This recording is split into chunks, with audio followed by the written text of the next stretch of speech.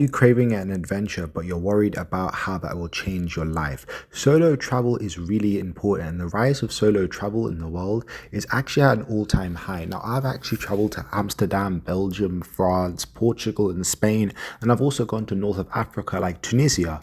And solo traveling and just traveling around the world in general and visiting new places is always a good impact on the world. And it's like to say that you got to look at solo traveling and look at how like that can affect your life.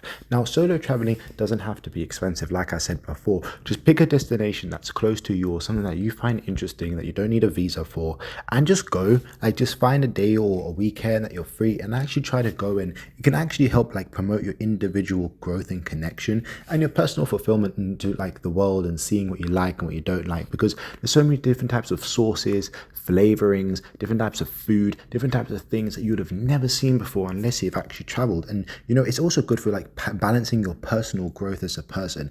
Your personal growth is always important, especially in the future when you're looking at building friends or building a relationship with a person. It's always good to grow yourself. There's a saying that like you should love yourself before like trying to love someone else, and it's important to actually be aware of your own mindfulness and be aware of your own surroundings and loving yourself and actually traveling the world and being able to learn how to fight, learn how to do karate, jujitsu, learn how to defend yourself so you can actually be confident enough to travel the world and know that you're not going to get into any danger. Obviously, be careful with where you go and be careful of who you're around. But, in order to travel the world, you have to have a certain level of confidence and a level of like, get up and go kind of attitude, which I think a lot of men don't have anymore. And that sense of like adventure, the world is a huge adventure, and literally just going camping for the weekend or going to a new location or going to the beach or going out the country for a while is actually something cool. And I think that more people should do. And especially look into your passport, whatever passport you have. Some passports can allow you to go to a lot of countries visa free. So it's always good to look at those options so that when you land in the country, you're not trying to send back or you haven't got any sort of issues to get into the country.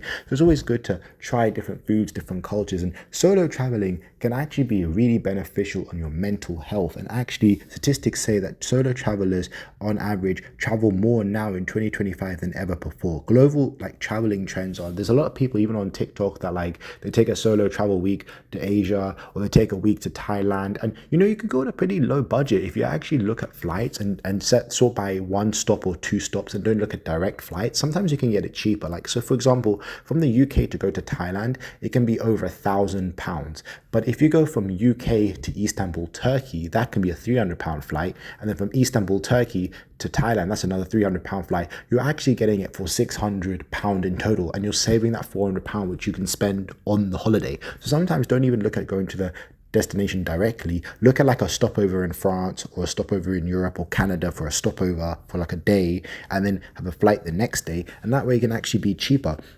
Also, there's all sorts of new buildings, new construction, new things going on in each country, especially developing countries. They're building a lot more restaurants, food places, outdoor activities, these kinds of things. So sometimes even if like you're by yourself and you go to travel somewhere, you can meet a lot of people when you're out and about. And sometimes it's really cool because you can meet local people. You don't speak their language. They're happy to have someone in their country who's not from there. It looks cool. Like even for me, like I've traveled to like different countries where, I stand out already because I'm a mixed person of like my mom's Asian, my dad's Caribbean, so like I'm already a mix myself. And then when I go to travel places, I meet so many different types of people which I would never have met before in my world. And it's also about a growth as a person.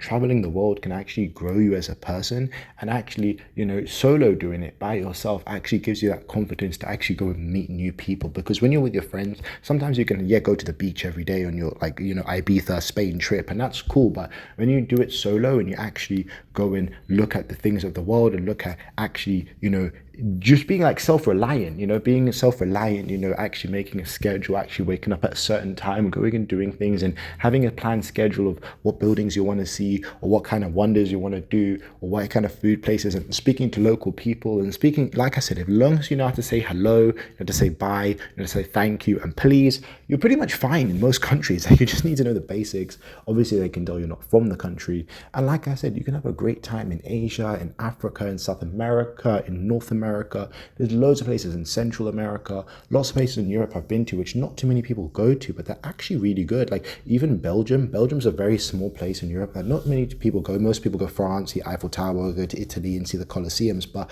you know, if you go to somewhere like Belgium or somewhere like Amsterdam, you could actually find a lot of nice things to do in those kind of areas. So this is what I'm trying to say, that solo travel is really important for your own discovery, especially in the digital world now with phones and things. You can take lots of pictures on your trip. It makes you just more of a rounded, more interesting person than someone who just stays in their hometown all the time. You know what I'm trying to say? Especially if you're someone who, let's say you're scared of planes, you can then actually build the confidence to get on planes and go and see the world. And you know, planes are actually one of the safest forms of travel. You're more likely to get into a car accident than on a plane. So at the end of the day, at least you know that the pilot's not drunk. You know what I mean? So yeah, like I said, this is the video on solo travel, and I think it's really cool to just go and see the world.